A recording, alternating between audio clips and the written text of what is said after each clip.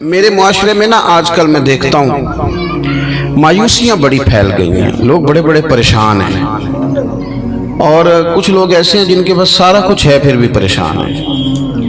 آزمائشوں نے ہمیں گھیر لیا ہے، جگہ جگہ ہم تکلیف میں ہیں، آزمائش میں، اور میں دیکھتا ہوں کہ وہ ڈپریشن اتنا زیادہ ہے، انجانا سا خوف ہے، پتہ نہیں کیا بن جائے گا۔ کچھ لوگ بلا وجہ سہمے ہوئے ہیں، میرے پاس پیسے کوئی نہیں، میں تھوڑا بیمار ہو گیا ہوں، میں کمزور پڑ گیا ہوں۔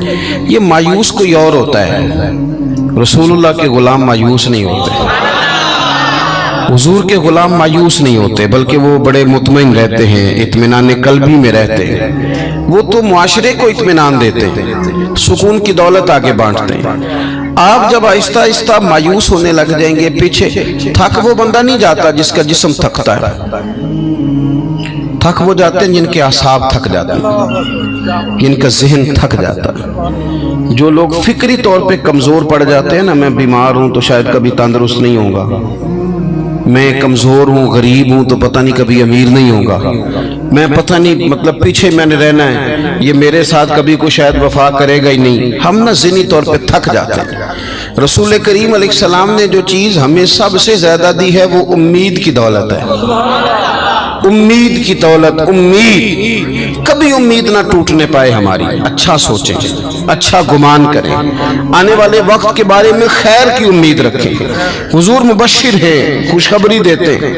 ہمیں نبی پاک صلی اللہ علیہ وسلم نے اٹھ کر جینے کا طریقہ بتلایا، حضور نے ہمیں خوش رہنے کے سلیقے بتائے۔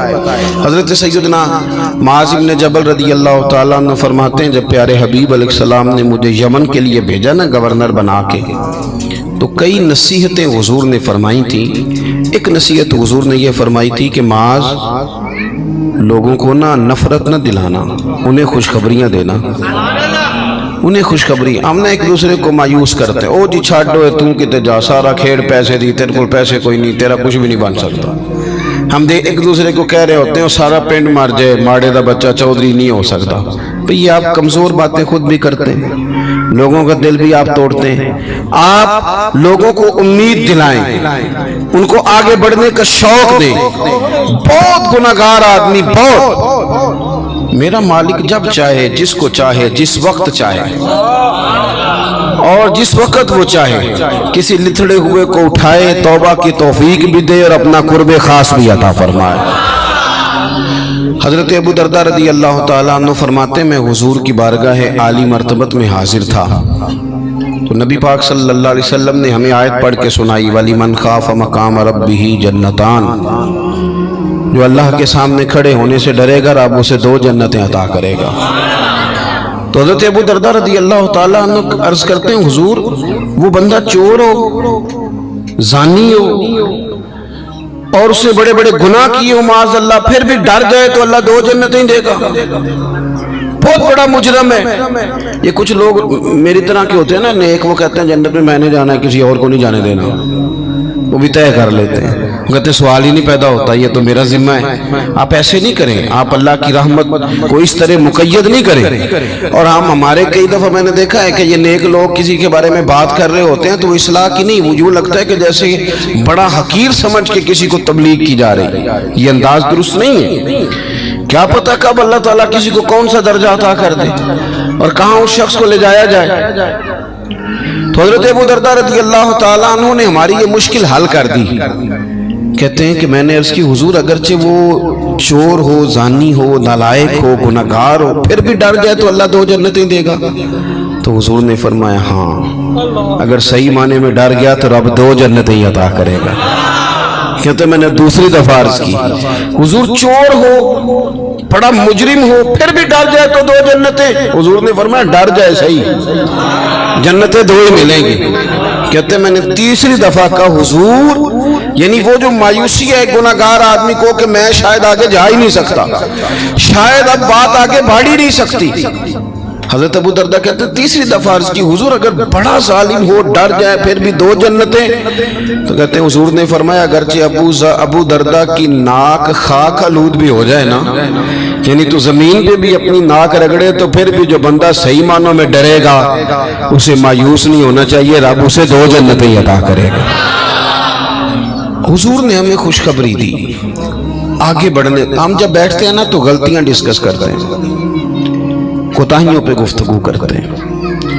हम अपने दोस्तों की, रिश्तेदारों की, गली मोहल्ले वालों की गलतियां, फिर थोड़ा आगे बढ़ते हैं तो हम सियासतदानों की गलतियां, ताजरों की गलतियां, फिर थोड़ा और आगे बढ़े तो फिर मौलवियों की गलतियां। फिर जब हमारा दिमाग चला तो जिस बेचारे आदमी को सही तरीके से कुछ लफ्ज जुमले भी नहीं कहने आते, वो मशाइख की गलतियां नोट कराता फिरता है। बड़ी बड़ी दूर लोग निकल जाते हैं, दूर। आप ये काम नहीं करें। इस तरह तो ये लगेगा कि इस माशरे में अच्छा बंदा ही कोई नहीं, सारे लोग ही बुरे। इस तरह तो फिर लोगों का एक दूसरे के बारे में दिल सख्त हो जाएगा, रवैये कठिन हो जाएंगे हमारे। हाँ, एक दूसरे की जो देखिए ना, हुजूर ने क्या फरमाया, फरमाया उस्कुरु महासिन मौताकुम। तुम में से जब कोई बंदा दुनिया से जाए तो उसकी अच्छी अच्छी बातों का जिक्र करो। उसकी जो इसका मतलब ये है कि हर बंदे में कोई अच्छी बात है ना। हुजूर ने फरमाया अच्छाइयों का जिक्र करो, तुम जमीन पर अल्लाह के गवाह। आप अच्छी बात लेके आएंगे, खुशखबरी, और बड़ी जल्दी घबरा नहीं जाएंगे कि ये लोग सही हो ही नहीं सकते जी, पाकिस्तान का कुछ नहीं बन सकता जी, ये इस यहाँ के लोग नहीं, भैया आपने कैसे बात कर दी, इतनी जल्दी आप इतनी दूर निकल गए। हजरत ज़ैद बिन हारिसा रदी अल्लाह तआला अन्हु फरमाते, मैं ताइफ के सफर में हुजूर के साथ था। मक्के वालों ने बात नहीं मानी, हुजूर को बड़ा परेशान किया, तो महबूब पाक का इरादा एक करम हुआ कि मैं ताइफ जाके ना लोगों को दीन की बात बताऊं। हुजूर ताइफ तशरीफ ले गए।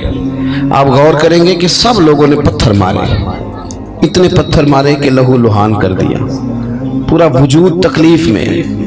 हुजूर वहां से बाहर निकले। किस कदर इंसान को गुस्सा, हमारे यहाँ तो जनाब गुस्सा सिर्फ वो उस बंदे से हम राजी होते हैं जो हमारी मर्जी के मुताबिक चले, बाकी हम किसी से राजी हो जाएं ये सवाल ही नहीं पैदा होता। इन सब लोगों ने पत्थर मारे, रोड़े मारे। करीम महबूब सल्लल्लाहु अलैहि वसल्लम एक बाग में तशरीफ फरमा हुए, पानी पिलाया। जनाब ज़ैद बिन हारिसा कहते हैं, मैंने अर्ज की हुजूर इन्होंने बड़ा ही तकलीफ दी है, बड़ी अज़ियत दी है, दुआ करें ये बर्बाद हो जाए, दुआ करें। और मैंने बड़े दर्द से कहा, हुजूर ने फरमाया कर दूं दुआ, या रसूलल्लाह कर दें। हुजूर ने हाथ उठाए, कहा अल्लाहुम्मा हदी कौमी फइन्नहुम ला यअलमून, अल्लाह मेरी कौम को हिदायत दे दे, इन्हें पता ही नहीं ये क्या कर रहे हैं। इस तरह इंसान बच्चे के बारे में नहीं कहता कि इसे पता ही नहीं, अभी लाशऊर है, अभी तो नादान है। फरमाया ए अल्लाह इन्हें हिदायत दे दे, इन्हें पता ही नहीं ये क्या कर रहे हैं, इन्हें खबर ही नहीं। कहते मैंने अर्ज की हुजूर आप दुआ कर रहे हैं और इन्होंने इतनी तकलीफ दी, अब मेरे नबी पाक की उम्मीद देखना, हुजूर की दी हुई उम्मीद देखना।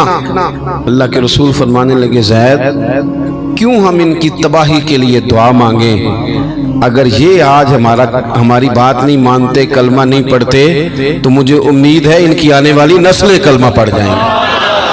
अगली नस्ल से उम्मीद लगा लेते हैं, आगे बढ़ जाते हैं, थोड़ा आगे निकल, मायूस हो जाना, परेशान हो जाना, कमजोर पड़ जाना, काम छोड़ जाना, ये थके मांदे लोगों का तरीका है। ये उन लोगों का तरीका है जो माशरे के अंदर लोग